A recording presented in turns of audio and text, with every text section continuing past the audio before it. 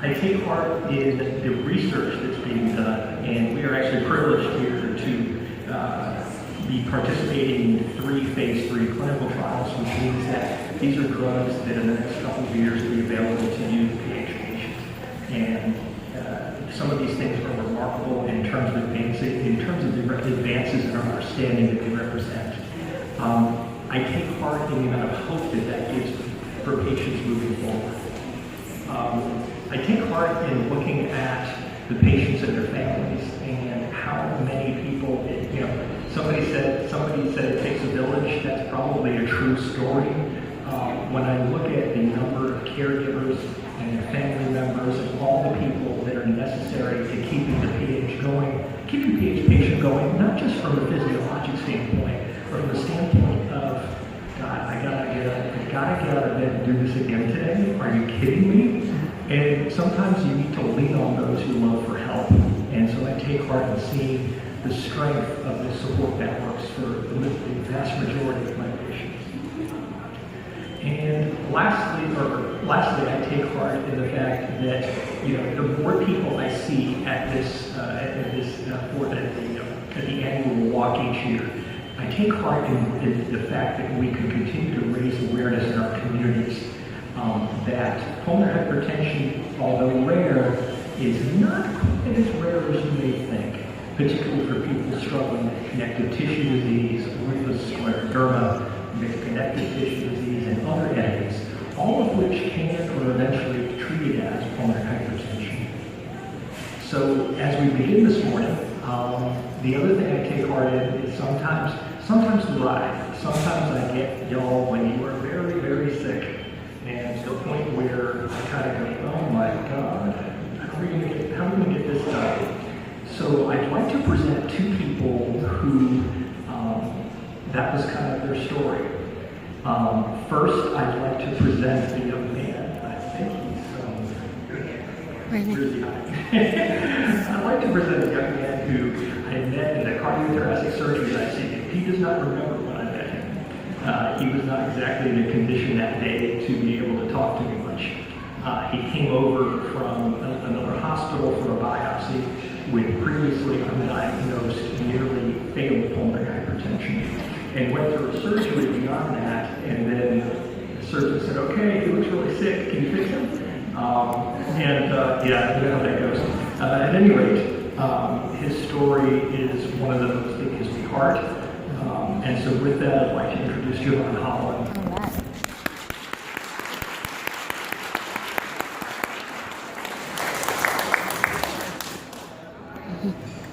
How you all doing today? I was sitting here about 5 months ago.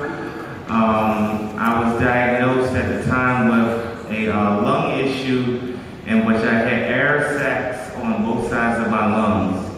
I came here and they did a surgery to cut out and remove the first half of the air sacs on the left side. And when they got to the right side, my organs started to just shut down one by one. So they had to sew me up and patch me back up and get me into recovery and kind of abort from the surgery. So for a while, apparently I was out of it. And at one time, I believe they even said that I was the sickest person upstairs on the 8th floor. So over time, I began to slowly get my senses back, and that's when, like he said, I met Dr. Eggert and his wonderful staff, and they let me know what was going on and what had occurred with me, and in fact explained to me what pulmonary hypertension is. And I slowly began to, like I said, regain my senses and to be able to care for myself again. I had my family coming in all the time, so that helped me. And so with the help of the nurses and all, I was able to get out of intensive care and to get my own room upstairs. And so from there, I began to eat again for myself because I was being fed intravenously and all. And over time, with their help, I was able to understand not only what I was going through, but what I would have to face in the future. So since then, I will slowly be able to regain the ability to walk because I've been laying in the bed for what seemed like 3 or 4 months or so. And around the time that they were getting ready to let me go, I think it was about 4 key days before I got out. I was on oxygen, I was walking with a walker and everything. And they said to me, would you like to have a chance of leaving here without the oxygen and possibly even without the use of the walker? So I said, okay, I'm faithful, so I'll see what happens. And the first day they dialed the oxygen back a little bit and they got me walking around with the walker. The next day they dialed the oxygen back a little bit more, kept me walking around with the walker. And in the last 2 days, believe it or not, they were able to take the oxygen away completely and able to take the walker away. And I was a little rickety at first, but I was able to not have to use the walker anymore.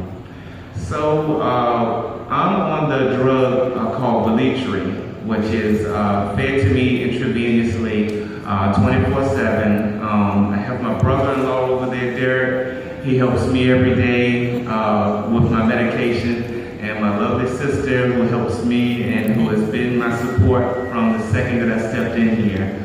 So with the Velitri, the side effects are every now and again I'll have my muscles or my joints kind of aching. So if I'm picking up something too heavy or if I'm moving too fast, I might feel like, oh my gosh. And every now and again, you might have a chance to get these hot flashes where, like, if you all know the Human Torch, it's like, out of nowhere. So, but other than that, I've been able to put up with it, and I really appreciate what they've done for me here. So, I'd just like to take the second to thank Dr. Eggert and Robin Kumpel and their team, Scott and Kyla, and my family for being there to support me. And it's been an interesting case. It's been an interesting, story and all, but I'm resilient, so I'm gonna be okay. Thank you all.